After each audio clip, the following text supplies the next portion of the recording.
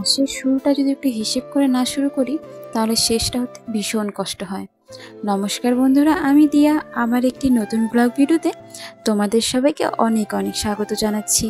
আশা করি সবাই অনেক ভালো আছো এবং সুস্থ আছো। আমি অনেক অনেক ভালো আছি এবং সুস্থ আছি। আজকে হলো শনিবার, সপ্তাহের শেষ। এইদিকে তো দেখতে পারছো চালগুলো আমি ভালো করে বড় একটা ড্রামের মধ্যে উঠিয়ে রাখলাম, কিন্তু এই ড্রাম তো আমার ঘরে রাখবো, তো বারবার ঘরে আসা, বাইরে যাওয়া, মানে রান্নাঘরে যাওয়া, এইভাবে কাজ করতে ভীষণ কষ্ট হয়। তার জন্য কিছুটা চাল আমি আলাদা করে রাখবো আর বাকিটা এখানেই থাকবে। যখন আবার দরকার হবে তখন আবার নিয়ে নিব।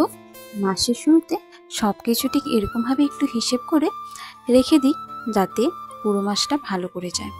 তো এরপরে জানো তো আজকে অনেকগুলো কাজ রয়েছে, কিন্তু সকালের দিকে যে কাজগুলো থেকে রান্নাবাড়ি সব কিছুই আমার হয়ে গিয়েছে। আজকে সকালে রান্না করেছিলাম ফুলকপির তরকারি। যারা এখনো পর্যন্ত আমার ভিডিওর সাথে জুড়ে রয়েছে, ভিডিওটা ভালো লাগলে একটি লাইক করো আর কমেন্ট করে জানিও তোমাদের আমার ভিডিওগুলো কেমন লাগছে। তার সাথে ভিডিওগুলো চাইলে শেয়ার করতে পারো তোমাদের ইচ্ছে হলে।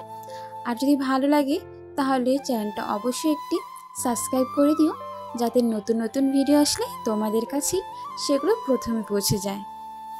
তো এখন ঘরটা মুছে নিয়ে আবার চলে যাব বাইরে, কারণ দুপুরে জানো তো রান্না করা রয়েছে ভাত, মানে সব কিছুই রয়েছে। সোয়াবিনের তরকারি করেছিলাম ফুলকপি দিয়ে, সেটা তো রয়েছে, কিন্তু ভাতটা রান্না করতে হবে।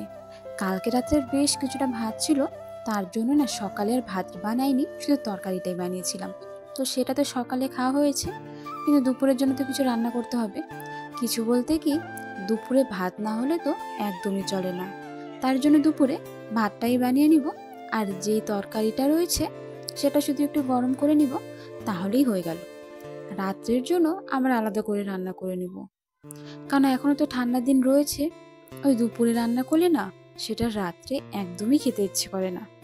রান্না করবো তো দুপুরে, কিন্তু আগের থেকে জানো তো চালটা ভিজিয়ে রাখছি, তাহলে ভাতটা হতে বেশি আর সময় লাগবে না, আর গ্যাসটাও বেঁচে যাবে। আমি জানো তো এইভাবেই বুদ্ধি লাগিয়ে লাগিয়ে গ্যাসগুলো একটু বাঁচানোর চেষ্টা করি, তাহলে অনেক দিন গ্যাস যায়। তো আমার এই আইডিয়াটা তোমাদের কেমন লাগলো কমেন্ট করে অবশ্যই জানিও। এরকম অনেক ছোট ছোট জিনিস থাকে যেগুলো আমি করে থাকি, তাহলে জানো তো কাজগুলো না অনেক এগিয়ে যায় এবং তাড়াতাড়িও হয়। যেমন রাত্রেবেলা সবজি কেটে রাখি, সকালে তাড়াহুড়ো থাকে, তাহলে ধুয়েও রাখি অনেক সময় জানো তো, কিন্তু পেঁয়াজটা আর কি ধুই না, পেঁয়াজটা এমনি গোটা রেখে দিই। যদি কখনো ধুলো বা ময়লা পড়ে তাহলে আবার ধুয়ে নিই। কিন্তু অনেক সবজি থেকে যেগুলো আগের থেকে পরিষ্কার করে রেখে দিই, সকালে খালি ঘুম থেকে উঠে রান্নাটা করে নিই। একটু বুদ্ধি না খাটালে জানো তো কোনো কিছুই করা সম্ভব না। আর একা হাতে এত কিছু করতে গেলে তো হিমশিম খেতেই হয়। তার জন্য তো এই ছোট ছোট বুদ্ধিগুলো লাগাতেই হবে।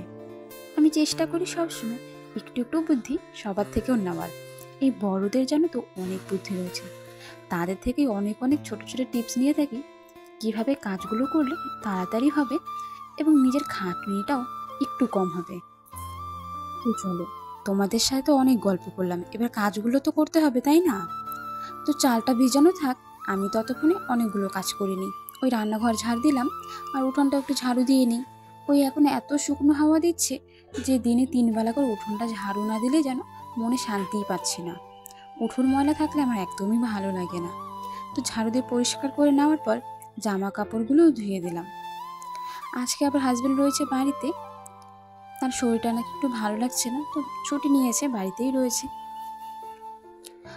আর এদিকে আমি তার জামা কাপড়গুলো যেগুলো অফিসে পরে যায় সেগুলো আর কি ধুয়ে দিলাম। বললাম আজকে ধুয়ে দিই, রোদ তো উঠেছে, কালকে রবিবার হলেও রোদ উঠবে কি না তার কি ঠিক আছে? শীতের দিন একদিন রোদ উঠে তো 10 দিন রোদে দেখাই নেই। তারপর বললাম আজকে একটু দোকানে যেহেতু যাচ্ছ, গোপালের জন্য কিছু একটু নিয়ে আসতে, কারণ দুপুরে তো গোপাল সেবা দিতে হবে। তার জন্য সে নিয়ে এসেছিল সন্দেশ, আর আমি তারপরে দুপুরে গোপাল সেবাটাও দিয়ে নিলাম। তারপর জানি গোপাল সেবা দেওয়ার পরে রান্নাঘরে চলে গিয়েছিলাম তাড়াতাড়ি একটু রান্নাটা করার জন্য, কারণ দুপুরে আবার খাবে তার জন্য। তো চলো বন্ধুরা, আজকের ভিডিওটা আমি এখানেই শেষ করছি। তোমাদের সাথে দেখা হবে আমার আরও একটি নতুন ব্লগ ভিডিও নিয়ে। তোমরা সবাই অনেক অনেক ভালো থেকো, সুস্থ থেকো, এবং আমাকে কিন্তু অবশ্যই মনে রেখো, একদমই ভুলো না তোমরা। তো সবাইকে টাটা।